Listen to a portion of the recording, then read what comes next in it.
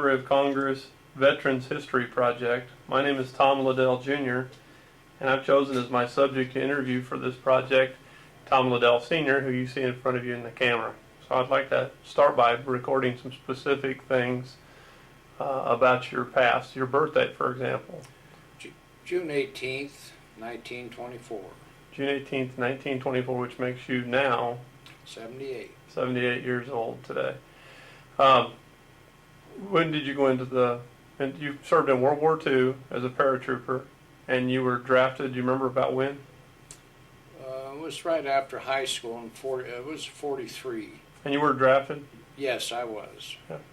And you were drafted into the regular Army, and then did you volunteer for the paratrooper? No, I was drafted into the regular Army and shipped out of Camp Dodge, Iowa to Camp Mackall, North Carolina, and was actually assigned to the 17th Airborne Division in the Glider troops, and I was in a Infantry Glider Regiment in an 81 millimeter platoon, gun platoon. Let me get just a little bit more basic information. Our family is originally from Des Moines, Iowa. Des Moines, Iowa, and you were born into a grocery family. My dad was a corner grocerman, feed store, which in Iowa was usually associated also next to the grocery stores, and a hardware store. And it was in East Des Moines, working man's neighborhood, and he was quite successful. He had delivery service and so forth, and that compared to the supermarket today was big business. There was no such thing as a supermarket then. I went to East High School in East Des Moines, graduated, and almost just within a few months was drafted into the Army. I was 18 years old when I went into the Army. Your family owning a grocery store gave them a unique perspective on the Army, on the war, largely because of their they had complete knowledge of everything that was going on in the neighborhood and so many relationships and that sort of thing, didn't it? Well, practically the whole neighborhood went to war, including all my brothers. There were 3 of us brothers in the service of World War II. And who were your brothers, just for the... Well, my brother Bill was in the 17th Airborne Division with me, and we went in together. He was an older brother, and during his jumping at Camp Forrest, Tennessee, he fractured his neck, and he was sent home to Jefferson Barracks, Missouri, and many months later was honorably discharged, or medically discharged, I guess it was, from the service. And he didn't go overseas, and he didn't get into combat. However, being very, very interested in the 17th Airborne, he kept my mother and dad posted almost day by day of everything he read. And they used to go to the Paramount Theater in downtown Des Moines, watch newsreels on the war. And that's the way a lot of the people got the message at home, was at the theater with newsreels. Well, tell us about your other brothers. Well, Francis served in the infantry band, and my brother Arnie, he didn't go to service. He was my older brother. He had a medical reason for not going to service. My younger brother, Kenneth Joe, he served in Korea years later. So we all eventually had a little touch of the Army and a little touch of war. Did you mention Fran? Fran, yes. Fran was decorated with the Bronze Medal for bravery. Even though he was in the division band, he was called up in a battle, I think it was over the Roar River, and they spent a night in a rubber boat bringing wounded back across the river, and Fran did get the Bronze Medal. Well, tell us about, after you were drafted, the time process that went by. Like, for example, Well, you found out you were drafted, and then how quickly did you end up on a bus? After I was drafted, I went to Camp Dodge, Iowa, and passed my physical, and I was given a date to report. I can't remember the exact time that elapsed, but it seems to me like it was a few weeks before I had to report. And I reported to Camp Dodge, got assigned to uniforms and so forth. We were there 2 or 3 days, and we shipped out on a troop train out of Camp Dodge, Iowa. And I understand it was 3 cars, I believe, from Camp Dodge. And the whole 3 cars from the Iowa area all went to the 17th Airborne. Practically none of the Iowa boys were, we didn't live around military installations. They were just not in the Midwest. There was an Army camp, Fort Des Moines Army Post, and the WACs were there during World War II. And it was a cavalry fort before World War II, but it was never very active. So people in that part of the country knew very little about military, and I think probably less than 75% of us, or I mean 75% didn't even know what airborne meant. And there were rumors out that we were heading for an airborne division. We didn't know what it was. When we got there, we found out we were in a Glider Regiment. Later at Camp Forrest, Tennessee, they offered a jump school, and all of the men in my regiment and in my platoon and in my mortar squad, we all signed up at jump school to take jump school at Camp Forrest, Tennessee. So your first stop was where? Camp Mackall, North Carolina. Camp Mackall, North Carolina for basic training. Basic training. And then from there you went to? Camp Forrest, Tennessee. Went on maneuvers in Tennessee. And then we backed up to Camp Forrest, Tennessee. Right. And that was, and ironically, you met people from Tullahoma, Tennessee today. Isn't that a strange one? Yes, which brought some memories back. They're very familiar with the base, which is now, I believe it's now closed there in Tullahoma.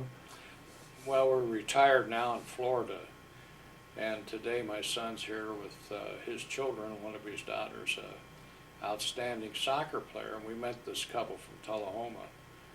And I told them that I was stationed at Camp Forrest, Tennessee, and I could someday tell them some stories about Camp Forrest. Maybe they'll see this tape, hopefully.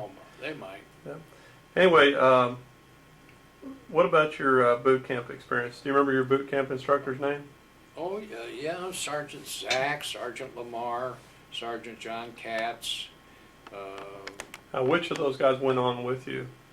Well, Sergeant John Katz was our first sergeant in the regiment, probably the bravest man I ever met. He was not only a brave guy, he was a very, very fair man. Do you remember where he was from? Cincinnati, Ohio. And he was a great guy. Later, years and years later, I was in the furniture business in Des Moines, Iowa for 35 years. I ran into John Katz. He was working as a sales rep in Ohio for a dinette company. And I ran into him at the Chicago Furniture Market. He had his back to me. My brother Fran and I were partners in a furniture store. We walked into this dinette space, and John was talking to several buyers from a furniture store in his area. And he had a very gravel-type voice and talked like that. And I told Fran, and of course I told Fran a dozen stories about John Katz over the years. I said, Francis, I said, that's Sergeant Katz. He said, what? I said, that guy with his back to us is Sergeant Katz. He said, how do you know that? I said, there's no man in the world that has a voice like Sergeant John Katz. So we walked up behind him, and I said, Sergeant Katz, and boy, he jumped out of the chair. He said, Sergeant Katz? I said, yeah. He said, oh, for goodness sakes. And I knew immediately he couldn't recall my name or couldn't remember me. And I said, you don't remember me, do you, John? He says, God, he said, I know your face. He says, I can place you, I can see you. He says, you were with us all the time in the 17th Airborne. I said, that's right. He said, what was your name? I said, Tom Liddell. He says, you were in the mortar squad. I said, that's right. And he turned to these guys that were buying merchandise from him, and he said, this guy come to me in Camp Mackall, North Carolina. He says he was right out of high school.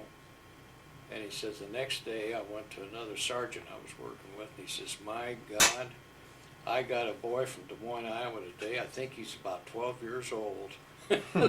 He was talking about me, and he remembered saying that. That's also one of the reasons that I was a private first class almost my entire military career, and I never did make general, because they don't make 12-year-old boys generals. How old were you actually when you were drafted? I was 18. And 18 when you went in? I was 18 when I went in. Just looked very young. I did. And of course you still do. I was very young looking. So. And I was only 21 after going through all of the 17th Airborne combat and then Berlin, shipped back. I was in the Victory Parade in New York, went to Camp Grant, Illinois, and was discharged at only 21 years old. Well, chronologically, without getting into any detail, can you tell us where you went and approximately when and the time that you spent in each location? Well, about 3 months at Camp Mackall for basic training. On to Camp Forrest, Tennessee. I don't remember the exact weeks we were at Camp Forrest, Tennessee, but we were on maneuvers in the mountains and the hills there for a while, and then we were pulled back to the camp. We went through jump school. We no more than finished jump school, and we were on a troop train heading for Camp Myles Standish, Massachusetts, to be shipped out. And that was the port of embarkation, and we shipped out on the USS Wakefield, I think it was a Coast Guard ship for overseas. And the exact span of time there, it's a little blurry. But you did go over on a ship. Oh yeah, on the USS Wakefield. You remember where you landed? Liverpool. Liverpool. Yeah. About how long were you there? Well, we were just there probably overnight, and they took us to the camp. We were in Swindon, England. I understand Swindon was about 60 miles west of London. We were in Swindon, England, until we went to France. And did you know where you were going for any of this? Not at that particular time. It was Later, secret, and you just, when you got there, you knew? everything was secret except for millions of rumors. In the Army, the rumors fly. They really fly. And one night you hear one thing, and the next morning you hear something else. And by the time it gets back around to you again, it's a mountainous rumor. And so you never know exactly what's coming or not coming and so forth. And then all at once the officers will announce where we're going, or they will tell us we're leaving for Europe or whatever. And that's the way we did it. And then from there, so from Swindon? Well, went from Swindon over to France. You know where in France? Yeah, that night we rode a truck into France, and it rained, just rained terrible. We had tarps over us. And daybreak the next morning, 2 or 3 of us in the tail end of the truck raised the tarps back, and we were parked in front of a giant cathedral. And I remembered in my studies in high school, I told the guys, where are we at? Everybody kept saying. I said, well, I'm not sure, but I said, that looks like the Reims Cathedral. And I think we're parked right in front of the Reims Cathedral in France. So that's the first I remember about France, and I was right, it was the Reims Cathedral. But later I found out they must have about 40 churches across France and Luxembourg and Belgium that all looked like the Reims Cathedral, so it was really a lucky hit. They all thought you were an architectural genius for recognizing the building. Hope they don't see this tape. Where did you go from there? Well, we were stationed out in the middle of the prairie for a while. We had I don't remember. In France? In France, yeah. I don't remember the exact dates and weeks, because the time is all much more blurry than some of the incidents were. What before you go on, was there active shelling and battle? No place where you landed. It had moved on at that time. But it had been there, so it looked like it had been destroyed, and obviously the remnants of we moved through stuff. There was still some scares, and once again the rumors. Was that scary, since you hadn't seen any active duty? The unknown is always scary. I always thought that, really, I think it bothered me and all the soldiers more than anything. The unknown, what you're going to, how far away you are, where's the front lines, do we hear the shelling and the bullets yet, and so forth, And I think every young guy was concerned. If he wasn't, he should have been. And many of us were beginning to feel a little fear and a little scared at that time. And it's a natural feeling. Everybody tried not to show it. Did you feel like you'd been prepared, though, for all that? I mean, for what you might face? I didn't realize until after I got into combat what a good job the non-commissioned officers did of preparing us for actual combat. And the second lieutenants and the first lieutenants that we had back in the States, which some of them were very popular with us, turned out to have it right on target. Some of those guys were what they call 90-day wonders? Well, yeah, that's true. And we called them 90-day wonders. Why did they call them and that? And a few other things once in a while. Why did they call them that? Well, they were, a lot of those men had a year of college or 2 years of college or 3 years of college, and they a little bit more education than the men in my age group that was coming in at 18, right smack dab out of high school. And they were picked to go to officers training school, and rightfully so. They were a little bit wiser in the world, not much. They were only a year, 2 years, 3 years older than us boys that were coming in at 18. But it was the thing to do. And they went to officers training school for 90 days and come out second lieutenants.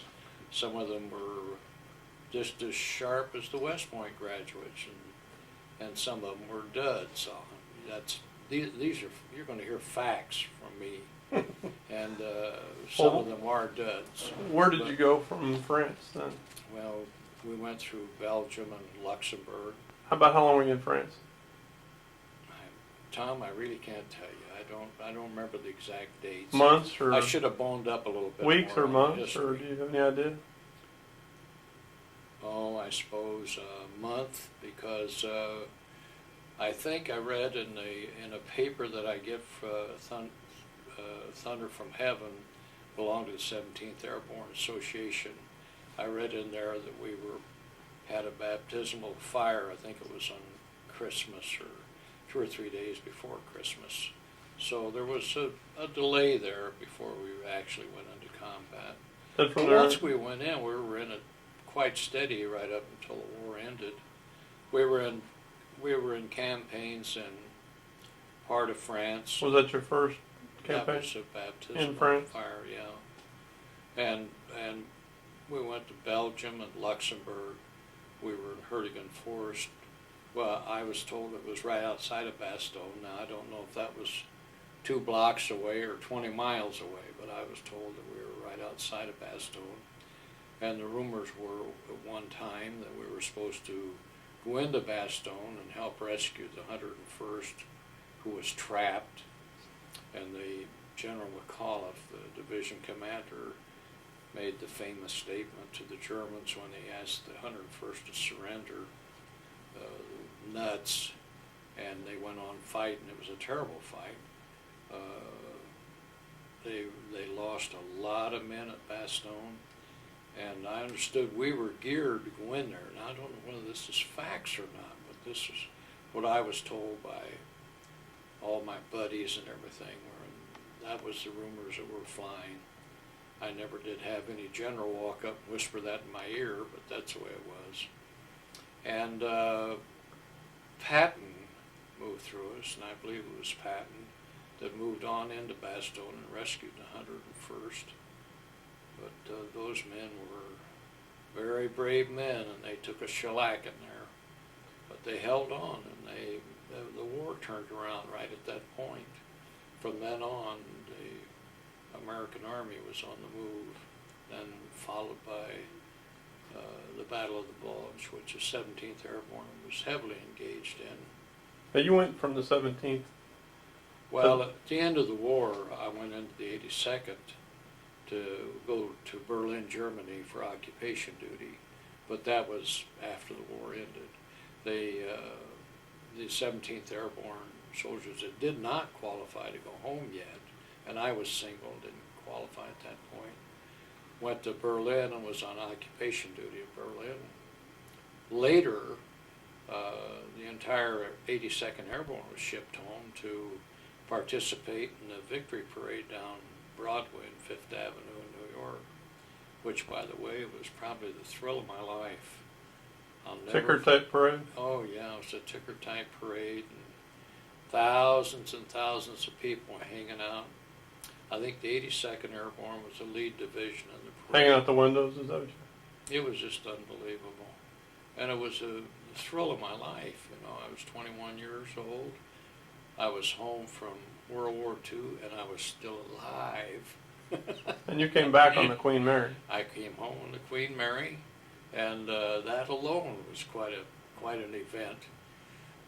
They had cots set up, even in the swimming pool of the Queen Mary, for soldiers to get us home. And boy, it was a happy day the day all of us got on the Queen Mary to come home. Let's go back over there just for a minute. What was your job assignment? What did you do? Well, I was a second gunner in an 81 millimeter mortar squad.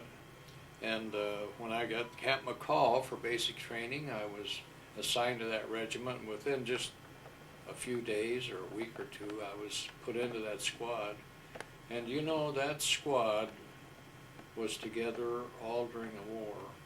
And I don't remember one man being killed in that squad. I think we had one or two with minor wounds, but nothing real serious. And we were really a very, very lucky squad. How big is the squad? Well, it's 8 or 10 men. And what about the rest of your group that you went over with? well, in the regiment, Sergeant Katz told me when I met him later at the Chicago Furniture Market that there was 187 men that started out in France, and 37 of the original members were still in the regiment. And I don't know if that's true or not. You mean at that time, 37 were still alive? The original ones were, yeah. Now, that doesn't mean they were all killed. They certainly were not. Some of them were wounded, some of them were sick, some of them had frozen feet, some had frozen hands and were shipped out, and a lot of new people kept coming in and out and in and out and so forth. And statistics, you know, for me, is difficult to bring back because when I was in the Army, I wasn't involved in that end of it, and the statistics end of it. I just had to quote by what I heard, what people told me, and that's Sergeant Katz told me that in Chicago. Do you remember any specific battle where you had a lot of losses, though? A lot of the losses in the Battle of the Bulge. And you went in there on a glider? No, that was all on foot. We went in via glider to Wesel, Germany. That was called Operation Varsity, and that was the last operation, and very, very successful, our airborne operation. It was unbelievable. We took off from an airport outside of Paris, France, and after we were in the sky for miles and miles, you could see gliders coming from here and gliders coming from there, and C-47s all gathering. The sky was just absolutely filled with C-47s and gliders and so forth. The British even joined in that and come in with their Horsa gliders. And what is a U.S. glider? What did it amount to? How many people were in it and that sort of thing? Well, I went into Wesel, Germany in a Jeep trailer loaded with 81 millimeter mortars, and it was tied up toward the cockpit of the glider, and 4 of us sat behind it. And that was half of the squad, and the other half went in with the Jeep, and the glider either beside us or behind us. I don't know where it was at. Didn't have a canvas bottom? Is that the... Well, it was all steel back to about where the door was. And then from there on back, it was just a framework and canvas, you know. When the ACAC came up through the glider, the steel would stop it, but back there where this canvas was at, it kind of made a little scary poppity-pop-pop back there. That's when you started getting the rosary out and all the prayers you ever knew in your life. How long was the flight? I mean, where you were under fire like that? Well, the minute we came over the Rhine River. They were shooting. Yeah.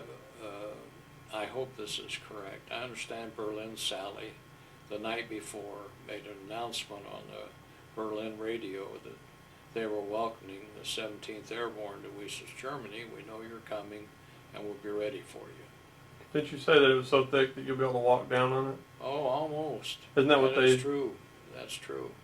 And you know, the paratroopers were going in ahead of us, and we come in behind. The glider I was in, when it hit the ground, we didn't have any problem getting down. We were on the ground, and as soon as we released from the C-47, we were on the ground in a matter of minutes. And but we went through 3 barbed wire fences before we got it stopped, and there wasn't any bottom of the campus left at all by the time it stopped. The fences took care of that. They just ripped them out. And we all were assigned a job to get out of that glider. We had a big pole we put through the tail end with 2 before us to raise the tail up. 2 of us raised the tail up, and the other men went and unlocked the cockpit of the glider, opened it to drop the Jeep trailer out. And then we had to find the Jeep to come and hook up to it to take it off. Were you under fire at this time or not? Oh yeah, there was ground fire, absolutely. The glider pilot that took us in, I never did know his name. I think I could sketch you a picture of him. He was kind of a red-headed guy or sandy-haired man. He wasn't very big, and he was shot in the chest. After we landed, we went running around the front of the glider, and I heard somebody yell out, you know, "Oop," like that or something. I looked around, he was hit, and I never did know if he lived or not. I hope he did. We only visited with him for a few minutes after he got in the glider in France before we took off. We were sitting behind the Jeep trailer in the gliders, and 4 of us, and there was a kid in my squad who had rather large ears, and we called him Glider Ears. And this pilot got in, he had a parachute on, he crawled over the Jeep trailer, and Glider Ears reached out and took a hold of him. He says, "What is this?" And the pilot says, "That's a parachute." He says, "If you have to use that, how are you going to get out of here?" He said, "Well, I'll come right back this way," and the door was off the side of the glider. So I'll go out the side of the glider. And Glider Ear says, "Now you don't think you're going to get by us with that parachute on, do you?" I don't know which one of us is going to wind up with one, but one of us is going to wind up with a parachute. Anyhow, when we got there, we were all so busy and praying so much, everybody forgot about that. Now, didn't you say that some of the gliders, when they landed, that all the GIs in the glider were killed? I witnessed one glider that unfortunately had come straight down into a fork of a tree, a large, large tree. You ask about the quantity it held, and I think there was 12 or 14 infantry riflemen on that glider, and they were still all in the glider, and it appeared that they were all dead. They may have been unconscious, I don't know. I was on the run and scared to death and so forth, so all of this is sort of a surreal type memory, and it is not etched in stone, let me tell you, because you can't remember everything, and you do remember some things, and but I remember seeing that glider, and then there was a lot of wounded. There was a sergeant in my regiment that was a good leader, a nice man, and he ran out of the glider, and he was almost cut down by a machine gun immediately. We weren't there a minute, and he was gone. Probably one of the most... Do you remember his name? Skaggs. That was Sergeant Skaggs? Yeah, yeah. Probably one of the most, I don't know if you want to call it dramatic or shocking thing, especially to all us kids who were only 18 years old. We had a captain in our regiment at Camp Mackall and Forrest, and he went through everything with us. And I mentioned earlier about Sergeant Katz was a very fair man. So was this captain. This captain was a real gentleman and a tough son of a gun. His name was Kyle, Captain Kyle. Can't remember his first name. He was a college football star. I think he played for Penn University, and he was all man. He was really a good officer, and we were in combat 24 hours, and he was killed. And I want to tell you, that really shook us all up. Psychologically, probably worse than anything that happened to us. We got initiated very, very quick to combat, to war, and sadness, heartbreaking when we lost Captain Kyle, because we all respected him so much, and he was such a good leader, and he was such a nice guy. And I thought about him a lot after I came back home to the Midwest. In fact, I thought about a lot of my buddies that went down. You wonder why you got home, and why you lived, and so forth and so on. Kind of bugs you at first. Time cures everything, and it eventually cured that. Did you ever have any contact with any of your buddies from the war after, or with their families? Or? Yeah, well, just boys in Iowa. And when I was in the furniture business, which I'm retired from now, 2 or 3 men that I was in the service with lived in different parts of Iowa, come in and bought furniture from me, which I thought was great. And when they come in and bought furniture, the store practically stopped, because we'd go up in the front window and sit down on the sofa, and we'd talk about things that happened to us in the 17th Airborne for a couple hours, and the customer had to just browse on his own or look at the furniture by himself while we sat up there and talked about the Certainly war. becomes part of your life for the rest Sure of your life. does. Yeah. And you know, nobody quite understands it except men that you served with and men that you served under and so forth. Do you have And any feelings? my age, you know, at 18 years old, you're extremely impressive, you know, and you have, you never ever forget it. I'm very glad I went through it. It really made a man out of me, and I was just thrilled to death. Patriotism at that time was just unbelievable, and I was thrilled to death to be able to serve and fight for the United States of America. And you never get over that feeling. That's a wonderful feeling when you're a youth and full of vim and vigor, and I was full of vim and vigor and vinegar and everything else. Well, do you feel like in what I'll call, any kind of war since, even considering the Korean War, certainly the Vietnam War, the Gulf War, any of the different things that have occurred since World War II, do you think the country has offered soldiers the loyalty that they did in World War II, even to a slight degree? I mean, do you think they get the respect? I mean, certainly when you came home, people honored you. Vietnam it was terrible what happened to men that fought in Vietnam. When they come home, they were disrespected. And it was, to me, I just couldn't understand it.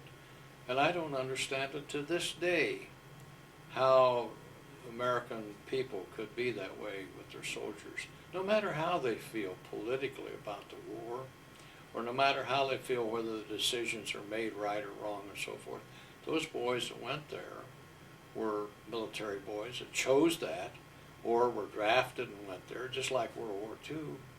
And the country should have never turned against the individual soldier, or the man standing waiting in a train station to come home from war and so forth. Something really went wrong on that war. So it was not sold good, number one. And President Roosevelt probably was the world's greatest salesman. He probably was. And he sold America on the war. He sold America on patriotism. And I think the personality was different in our leaders at that time. Not blaming any specific leader, it just all happened that way. And why, I don't know. It's a mystery to me, and I'm sure it's a mystery to men that are much more intelligent about politics and the way our country is being run and so forth. So obviously, you're in favor of the completion of the World War II Veterans Memorial that they started. I would like to see it come to fruition. And It should have been done many, many years ago, Tom. Many years ago. Yeah. God, the guys that I served with and respected, and for any other word to think of, you really were buddies. You loved each other, and you respected each other, and you fought with and for each other. And the ones that were left over there or brought home and buried, the least they could do is put up this World War II memorial. I'm glad Bob Dole has worked on that. He's done a great job for that. Do you have any? Did you get injured or hurt in any way? I was never scratched. I was Sergeant John Katz somewhere in Belgium. It was colder than Billy Hell. We were all froze to death, and we were pinned down by snipers. And my squad and myself, we were laying right next to a creek, practically with our face in this ice-cold water, thinking we were protecting ourselves. Katz comes sliding up on his belly and lay down beside me. I'm going to make you the 300 radio man. You get to be a corporal. I'll make you a corporal right away. And I said, Sergeant Katz, I don't want to be a 300 radio man. Why? It says, we ain't by the regiment can talk any better than you. And I said, Sergeant Katz, I don't want to be the 300. They shot 300 radio men every week, Sergeant Katz. I'm not interested in that antenna going up in the air and it's on my back. And he said, well, I could court-martial you for not taking this assignment.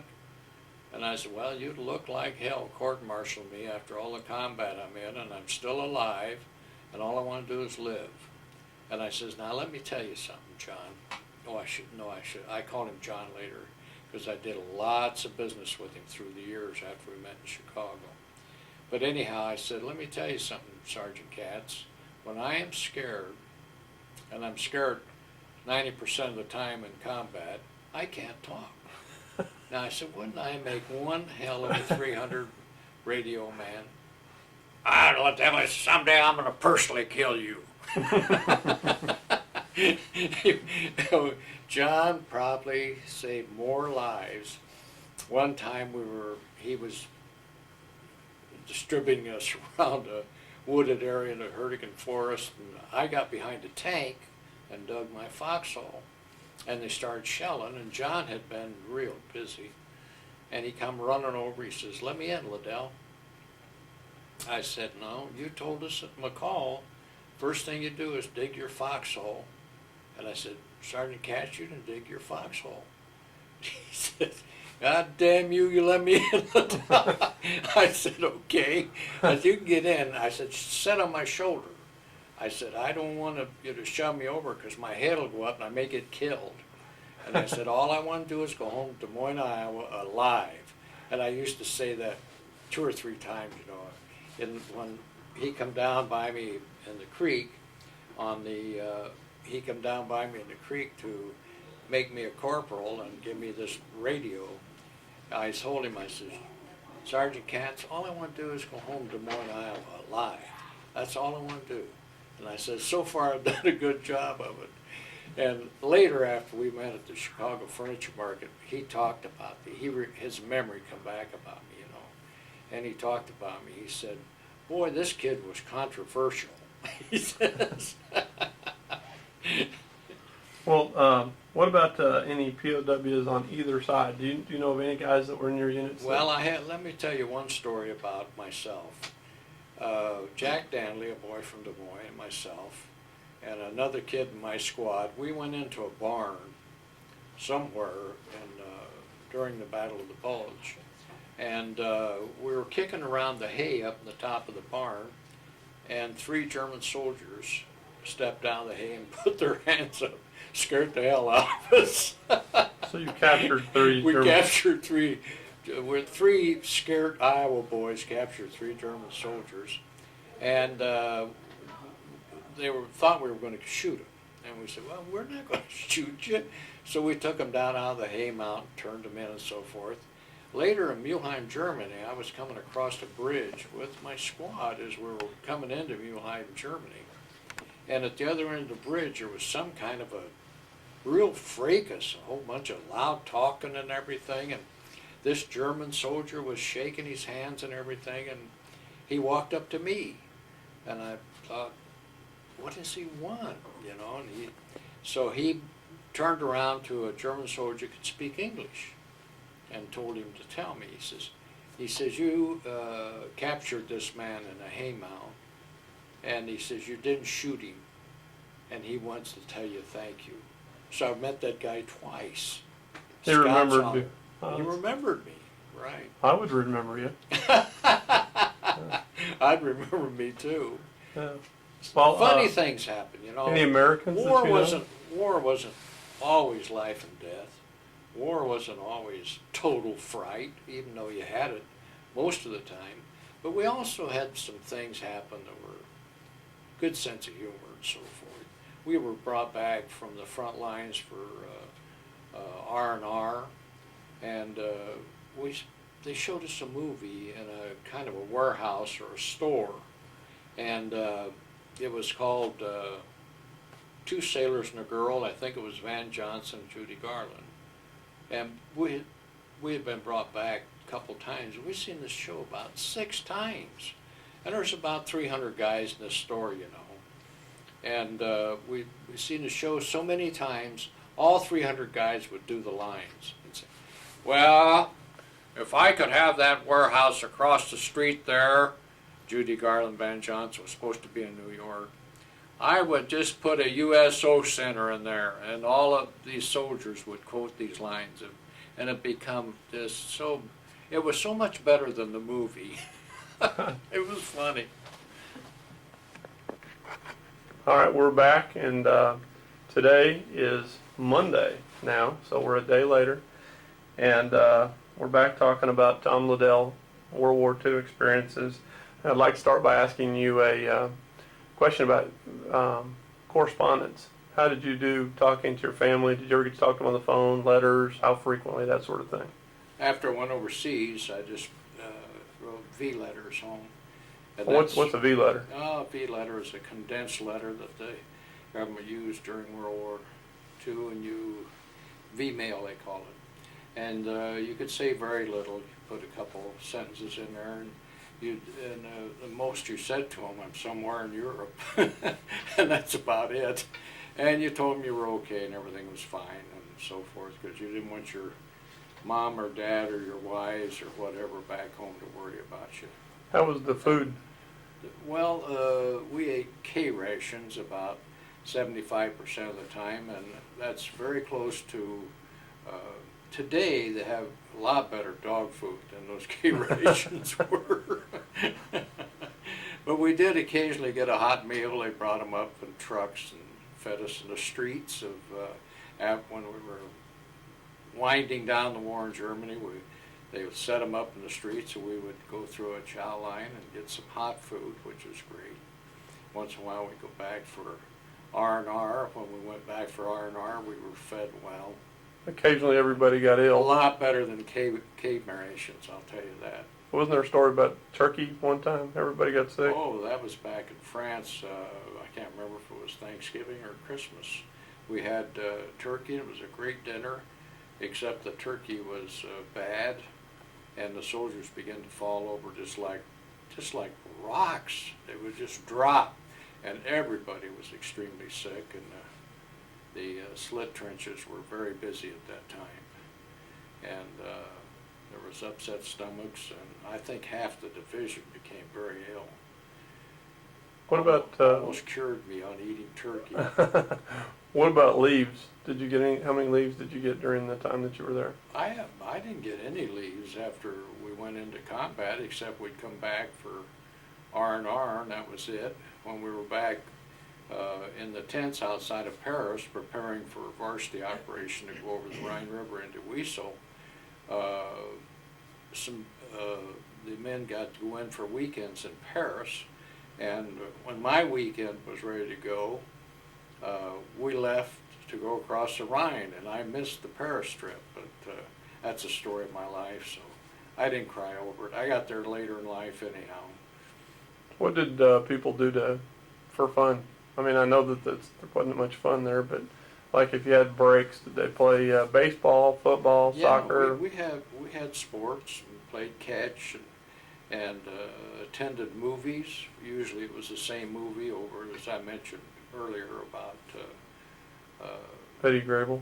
yeah, Two Sailors and a Girl or something like that. We've seen that movie so many times we knew the dialogue of the whole movie. Anyhow, yeah, we had things that kept us occupied and so forth. But mostly it was a good hot shower and a bath and soap and clean uniforms and a couple of nights of solid rest. And boy, did it help. Well, you got pictures that I know that you brought back. Did you take most of those pictures or send pictures back? I didn't take any of them. I didn't have a camera. There was a young boy in our outfit that had a camera, and where he got them developed, I don't know. I can't remember, but I brought them home with me, and he took several pictures of our particular group, and when we were in Mulheim and when we were in Berlin, but that was immediately after the war. Most of those pictures were taken. What kind of, did you carry a rifle with you? We carried a carbine rifle. Same one the whole time? Yeah, we did, because in the mortar squad, you have to carry a tube on your shoulder, or a base plate on your back, or ammunition, or a tripod. You carry the parts of the weapon with you. And when I ran into Sergeant John Katz at the furniture market, he told the men that he was waiting on there, he said, this kid here carried that damn base plate, he says, clear across Europe, all the way through to when we went across the Rhine River. And that's about true. Everybody did, though. Everybody in the mortar squad carried one hell of a pack on their back. One time I carried the tube for about a half a day, and it pinched a nerve in my shoulder, and my arm went numb for, oh goodness, for hours it seemed like. It shocked the dickens out of me. I didn't realize that would happen. Tell me about the mortaring incident where the Germans were in the woods and the mortar was misfired the wrong direction. From the time I went in combat till the war ended, I didn't see very few generals or colonels. And one day we were firing into the woods to kick some German troops out of the woods, and this must have been Hurricane Forrest, as I remember. The snow was deep and so forth. And Jack Danley, my buddy from Des Moines, and I, we were gunners, and we were dropping the shells, and Jack was on his knees, and all at once we looked right beside us, and there was a general standing there with a pearl handle pistol on his hip. I knew immediately that it was George Patton, and it was.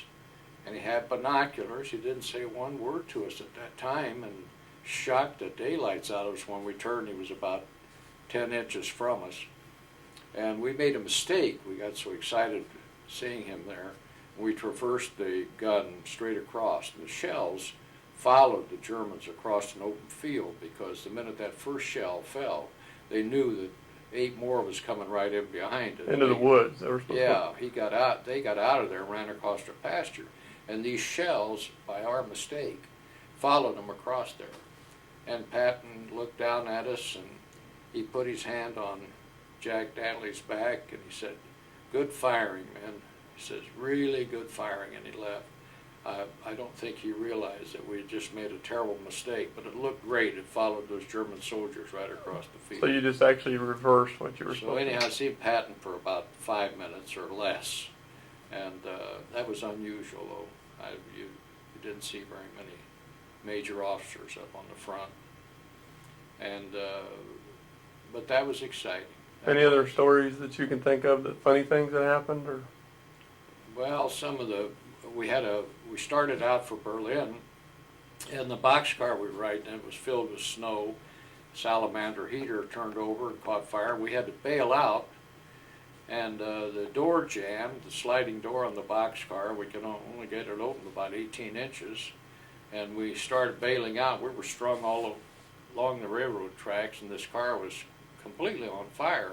I burnt my ears and burnt my fingers, and some of the soldiers got burnt more than I did. One boy, in France, they had wires or Germany, they had wires about 12 inches off the ground that turned the tracks, and one boy bailed out of that boxcar and hit those wires and broke his leg. I remember that. And later we laughed about it because we shot rifles off to let the engineers know that something was wrong, in the middle of this train, the boxcar just flaming, and it was at night. You could see it going down the tracks. And the more we fired, the faster the French crew went. They were little excitable type people anyhow, and they really took off. Well, pretty soon they disconnected the train. Pretty soon here comes the burning boxcar rolling down the hill, going right by us. It was really funny. When we got to Berlin, General Gavin of the 82nd Airborne greeted us on the platform in Berlin. And he was going down the platform welcoming everybody to Berlin and so forth. And he kept saying to all the young guys, at this time we had hundreds of new replacements. They had different uniforms than we had. They looked different than we did. You could tell them. And he would put his hand on their back and say, well, how was your trip, soldier? They'd all say, just fine, General, just fine. And he got to me and he says, how was your trip, soldier? And I said, General, how'd you like to ride a damn boxcar and straw from Frankfurt up to Berlin? He says, you've been with us a long time, haven't you? And I said, yes, I have. And he went right on. He walked away laughing and shaking his head like this. Gavin was a great guy. He was a good man, and he was a soldier's type general. He was a wonderful, wonderful officer. One of the youngest generals in the Army. I think he was 38 years old at that time. Major General.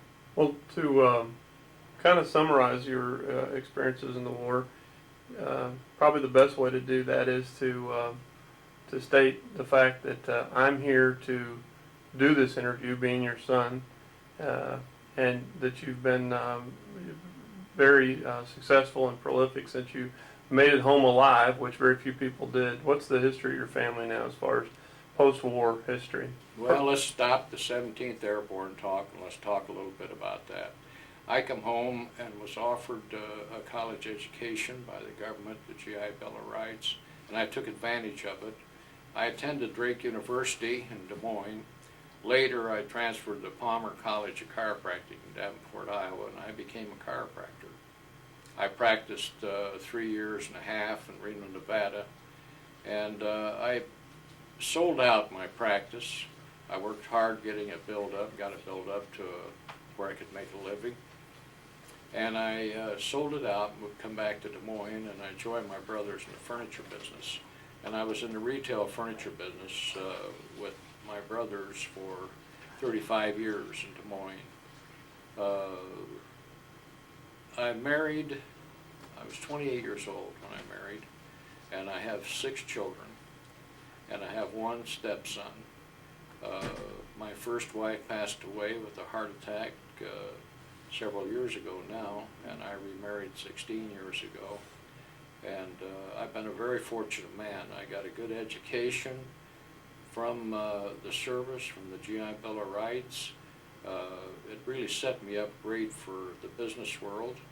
I was an independent businessman all my life, and I'm retired now in Florida. And I've had a wonderful trip in life, and it's still going on. How many kids? I have 6 children and 1 stepson, 17 grandchildren, and 4 great-grandchildren. I think that's correct. Gosh, I hope I'm not wrong. My girls will knock me over, won't they, Tom? Maybe they won't catch it. Well, I've enjoyed this interview, Tom, and I think Dad's talked long enough, and I hope that this does join the Library of Congress, and I hope that they will enjoy it from the standpoint of a man who was proud to serve his country, only as a private first class, but I did a good job as a private first class. I'm proud of my years that I was with the 17th Airborne and the 82nd Airborne. Thank you, Tom, for this interview. Sure. Let me finish by saying that our family, I have 5 sisters, and our family and everybody that we know is very, I don't think a negative or non-supportive thing to our father has ever been said in relation to the fact that he served in the war. In contrast, we're all very, very proud of the fact that our father had the opportunity to fight for his country, make the United States a better place to live, and we're all very proud that you've made the decision to be part of this Library of Congress video also. So thank you for what you did for us, Dad. Let's go to the soccer game, Tom. Okay.